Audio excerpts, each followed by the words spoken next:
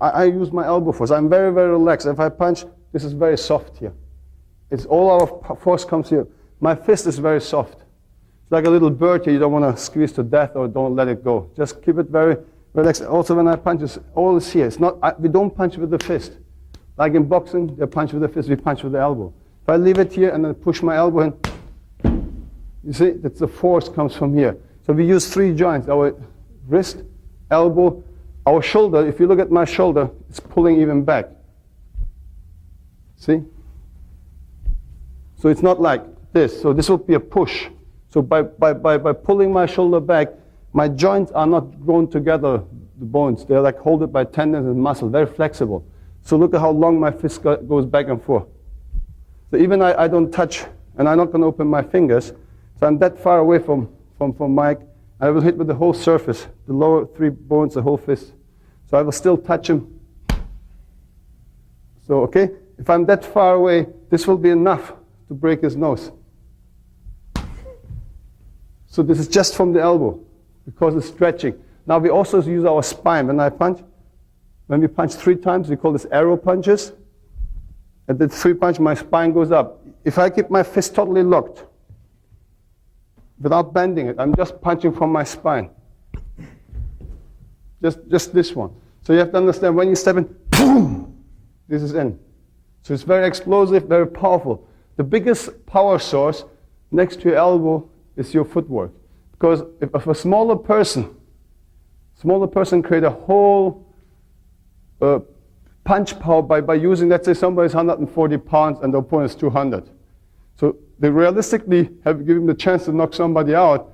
It's basically using your body weight to move in. If you look at in boxing, whatever, we dance, the moment I stay and punch, my weight is still. So it's about 40 to 60% of the rotation where my body weight is behind the punch. If you look at karate, they do it with the hips. Very traditional, of course. But the modern karate is basically boxing. You know, kickboxing is American boxing. It's traditional karate mixed with let's say, Western boxing. It's kickboxing, but they don't do punch anymore like this. So they punch like boxing. But still, if you use your hip, it's maybe 20% of your body weight behind. So in Wing Chun, if you look where just Mike stands, look at my rear fit. So look where he says it's really 100% body weight, exactly where he used to stay. So it's 100%. This gives a smaller person, a woman, or nowadays, look, the profession of us changed. A lot of people are sitting in offices, more like a service type of jobs. The computer, they don't have the exercise like we used to have. Old days, people work in factories and, you know, like really construction. More and more people sit at homes and offices. So the physical thing changes, and people don't have the time, maybe 2 times a week, for an hour and a half, 2 hours to exercise. Because they have family, they have other hobbies, whatever, traffic. To get from home to your job takes you about 12 hours, 10 hours. If you work 8 hours, 1 hour lunch break, you need 1 hour ride. In LA, you need 2 hours ride with traffic. So you have to understand the whole thing. So people have maybe maximum 3 times a week, mostly twice. Because they have other things. They have girlfriends or whatever, girls have boyfriends, whatever. So we have to think all these things. And this person wants to defend himself or herself.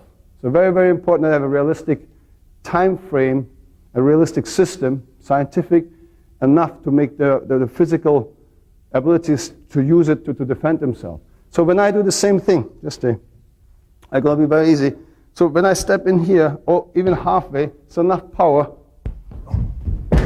boom, to make him go down. But if you do it explosive with 3 punches, okay, it's very, very difficult. Also to deflect punches, we don't use blocks at all. Let's say even if Michael would block me, so if I do a single punch, maybe, okay, in very traditional karate is as an example. So it is okay. But again, here is prearranged.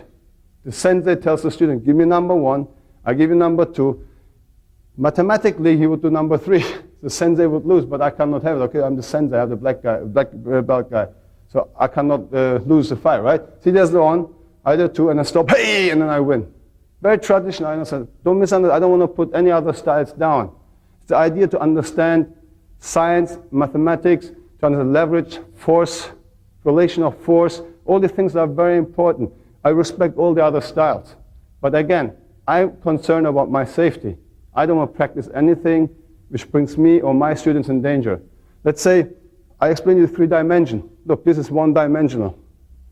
See, just to left to the right, or up to the down, or down to up. So this means I open myself up, please punch my face technique. So I consciously cannot teach this to my student. You must understand this. This could be any style, you can put a name. I really don't care. You can, what I teach, put Emin Boztepe in front or call it whatever you want. Important is, for me, it's very important that my student get the best so they can defend themselves, okay? So, and also we don't teach this for tournaments.